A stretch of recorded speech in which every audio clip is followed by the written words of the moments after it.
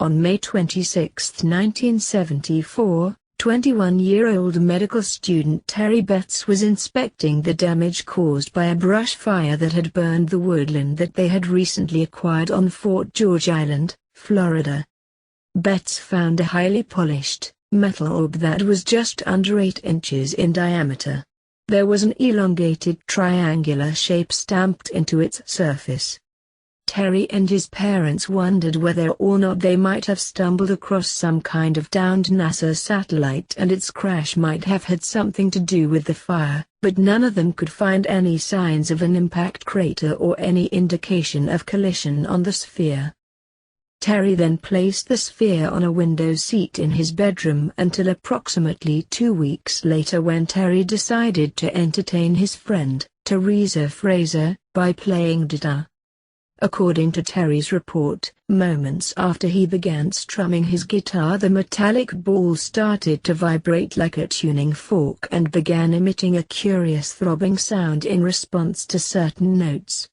This sound was accompanied by what seemed to be an inaudible resonance that deeply disturbed the Betz family's dog. In the days that followed this strange performance, the Betz family began to notice some of the sphere's other peculiar attributes. They observed that when the orb was pushed across the floor it would stop, vibrate for a moment, change direction and invariably return to whoever first rolled it. Terry and his family soon realized that the sphere appeared to be responsive to weather conditions, becoming more active on bright days as opposed to overcast ones, as if it were being directly affected by the solar energy. Although it was clearly influenced by sunlight, the sphere did not register any obvious changes when exposed to direct heat or infrared light. The steel globe would also sporadically vibrate at a low frequency as if a motor were running inside and had just one, relatively small, intensely magnetic spot on its surface. Terry began to conduct a series of experiments on the sphere. Tapping the orb gently with a hammer would result in a distinctly bell-like ringing sound. When Terry placed the object on a glass coffee table, the smooth sphere would consistently roll right to the precipice of the glass surface, pause and then reverse its direction only to stop again at the opposite edge and repeat the maneuver. If the object was shaken and then placed on the floor, it was said to feel like a huge Mexican jumping bean that was trying to get away. The Betz family became so worried about the sphere's ability to independently navigate its way around their home that they took to placing it in a sealed bag at night so that the object couldn't escape. Soon, the Betz family decided that it was time to go to the public and try to find out what they had in their possession. The Jacksonville Journal was intrigued by their story and sent out photographer Inga. The skeptical Inga accepted the assignment. Inga examined the steel ball intently and could find no seams and no indication of a manufacturer on the surface except for the triangular symbol stamped on its side. Inga pushed the sphere and witnessed it performing the strange behavior the family had witnessed prior to his arrival.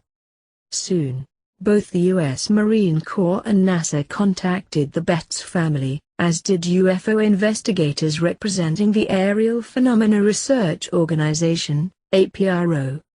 The visitors often arrived skeptical, but almost all left both impressed and perplexed by the sphere's bizarre abilities. Renowned astronomer and ufologist Dr. J. Allen Hynek requested that the Betz family send the sphere to his office at Northwestern University in Chicago so he could personally inspect it, but the family refused because she was warned that the one-of-a-kind object might be seized or misplaced. The sphere remained firmly entrenched in the Betz home, and that is where the unusual object remained until a bizarre series of unexplainable events forced the family to wonder if this strange orb was capable of channeling supernatural forces. The family began to hear strange organ-like music wafting through their home in the dead of night, even though there was no such instrument in their home. Doors began slamming at all hours of the day and night. Following a series of frightening nighttime disturbances, the Betz family finally relinquished the sphere to the scientists posted at the Jacksonville Naval Air Station.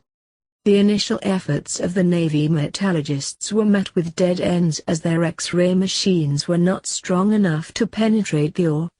Scientists at the station were able to determine that the exact size of the sphere was 7.96 inches in diameter and that it weighed precisely 21.34 pounds. They also concluded that the shell of the orb was approximately 1/2 inch thick which, according to the report, could withstand a pressure of 120,000 pounds per square inch and made of stainless steel, specifically magnetic ferrous alloy number 431. This alloy is a magnetic, nickel-bearing stainless steel designed for heat treatment to the highest mechanical properties and corrosion resistance. The Navy's 300 kV X-ray also discovered two round objects inside the sphere surrounded by a halo made of a material with an unusual density. They also noted that the sphere displayed 4 different magnetic poles, 2 positive and 2 negative, which were not concentric. The Navy also concluded that while the orb was intensely magnetic, it did not show signs of radioactivity and did not appear to be an explosive. At this point the Navy scientists wanted to cut into the object to get a better look, but the Betz family refused. To their credit, the Navy made good on their promise and returned the sphere, but lingering questions remained as to the origin and identity of the odd object. On April 13, 1974, Dr. Carl Wilson, representing a Louisiana research firm known as the Omega-1 Institute in Baton Rouge, Louisiana, examined the sphere for over 6 hours and discovered radio waves coming from it and a magnetic field around it. Dr. Wilson confirmed the Navy's discovery of multiple poles within the sphere and claimed that this phenomenon was a mind-bender as the flux density of the field appeared to fluctuate in potency based on an as yet unidentified pattern. This, he claimed, defied the known laws of physics. Wilson went on to suggest that the metal that made up the shell of the orb, while comparable to stainless steel, contained an unknown element making it slightly different from steel. Dr. Wilson also apparently witnessed the sphere's ability to propel itself across surfaces and abruptly change directions, but was unable to determine a pattern in the movement or explain how that was even possible. One of the theories posited was that it might be a damaged extraterrestrial probe or perhaps even some sort of an anti-gravitational device. In the end, the Omega-1 Institute's findings regarding the identity of the mystery sphere were just as inconclusive as the Navy's, and the Betz family were no closer to the truth.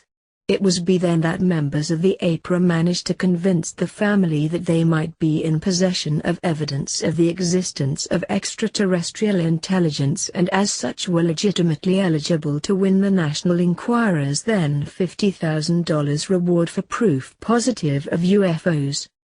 In the early 1970s, the editorial staff of the National Enquirer took a serious interest in subjects like cryptozoology, ufology and the supernatural.